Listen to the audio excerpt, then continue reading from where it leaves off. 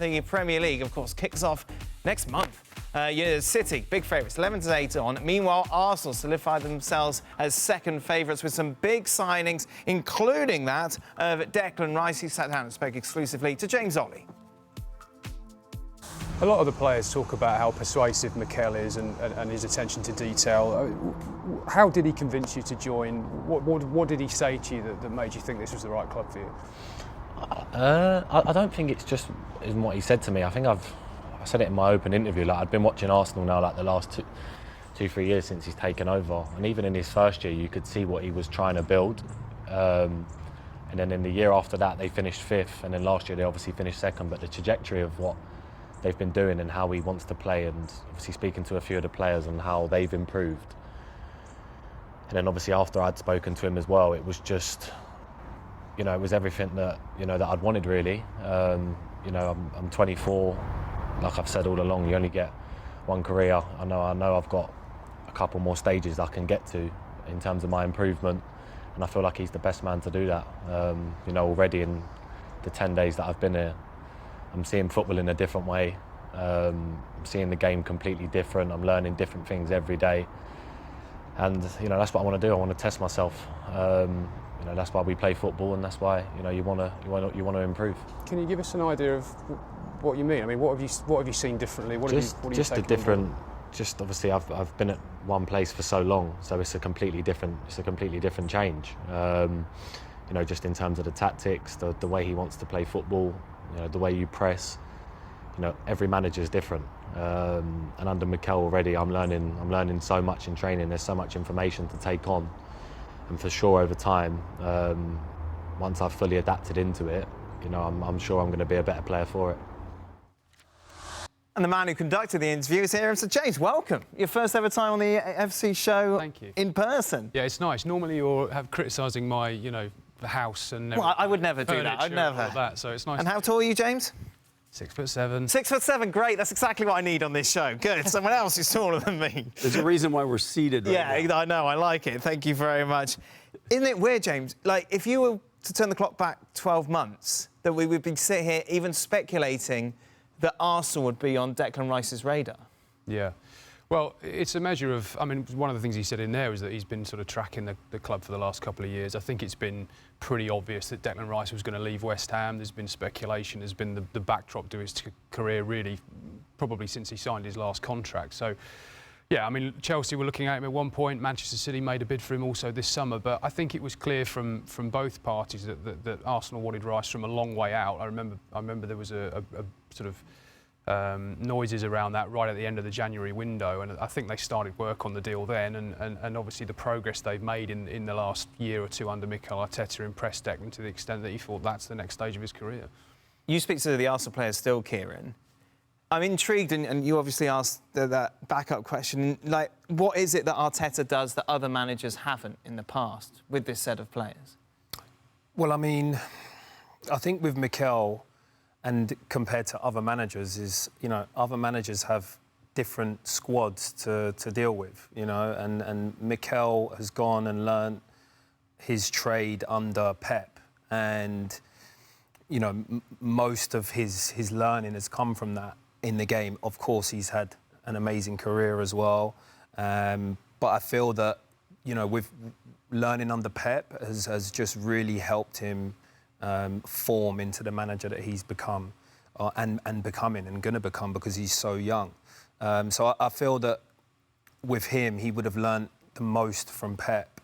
And I think the biggest thing that he will have done is his attention to detail. Right. His attention to detail. He was like that as a player. Every single little detail is so important to him. Even as a player, he would be in the gym before everyone else. He would leave after. He would get 12 massages a day. He would just be, his diet, everything. And I think that's what, the club represents as well. Attention to detail. There's that club's full of history like that, and a lot of that was bred through Arsene Wenger, who he played under. So I would say that's probably the biggest difference that I've noticed compared to other managers that I've played with. Do you think it's a generational? Because I'm thinking like of Casey's old generation. You know, some of the boys. If someone comes in and holds a light bulb up and saying it needs all of us together to light this, or someone's pumping in sound from Anfield at training to try and kind of get you going, or there's a dog suddenly here that we're all bonding over. But as opposed to almost being a figure like you'd be laughing at, people seem to be very much signing up to all of this. Do you think that's because it's Arteta, or is it because it's a younger generation? He's got young players within that squad who aren't questioning him. Yeah. Like, how do you think? Why has that been a success when maybe it wouldn't on other cases? Well, if I remember when he first took over, he had quite a few situations to deal with, and I think probably the way he dealt with those situations he's earned the respect from the players. So you think like Guendouzi, you think Aubameyang, those sort of situations where it was just very... Yeah. And as a player, you want that, yeah? Definitely, because, you know, if you give one player leeway, then all of a sudden you think, why shouldn't I have that? And so I think that was the best thing that he could have done to win the boys over, and really know that, you know, he wants to win. He wants to win, and if you follow him and listen to what he's saying, there's a good chance that you'll be successful. So I think that was probably the best thing that he done was dealing with that early storm. He rode out that early storm so well, and it's allowed him to, you know, get the backing from the owners, from everyone. And I think that the documentary as well helped shed the light on all of that. And then the players just thought, OK, you know, we're on board. And because you're getting the results as well, I suppose in the end, why would you question? Well, that's the ultimate, which then earns the result, is you can do everything that is putting the team in the position to be able to get the results, but you still have to get them. And then once you do all the groundwork and then get the results, then the complete respect is, then the complete backing from the fan base, the backing from the ownership. It's always important that everybody in that locker room knows who's in charge. Who has more power here? When I tell you to do something, are you going to then have more sway over the fans, over the ownership? Or if you don't do what I say, you're gone. And obviously he learned that from Pep. No one had more power than Pep. Yeah. But you still have to have that. If you don't, big-name players will run all over you. But I think there were two key moments. Kieran's right, you know, he stamped his authority in that dressing room early on because there were some players who maybe didn't want to be there, who were maybe motivated a bit more by money than anything else. He got them out the door, and he did that with the backing of the Kroenkes. Yep. And the second part was that they gave him a new contract just at the moment when everybody was starting to waver and think, actually, is this job a little bit too big for him? And I think those two moments really gave him an authority to go and be creative. You need the support to go and try these things. To, you know, the light bulb moment. Yeah.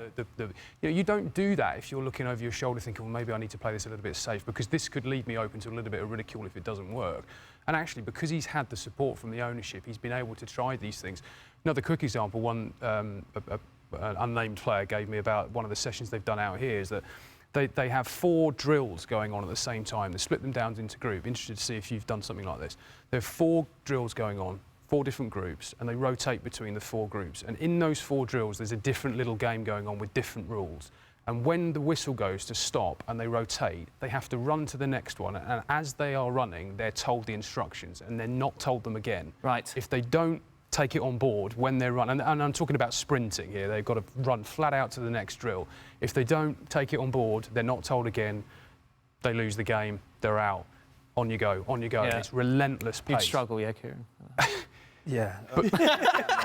You stop listening to it halfway through. But the intensity of those sessions, he's right. That's what switches Yeah. players. But I think then it also combines, too, is in a team-building skill, if somebody didn't quite hear it, you have to help your teammate out to make sure that you're doing the right thing. So it's more than just that, okay, let's get the drill right. Let's hear, hey, can you help him out? Because we didn't quite get that right. And He's covering all bases. Correct. He's covering all bases at all times in training, communication, thinking, and thinking outside the box. And that's what you want as a player in training sessions, to have that intensity, to take something from it. Yeah, I mean, because, you know, the games change instantly, and so you need to be able to adapt to what the scoreline currently is, you know, game management.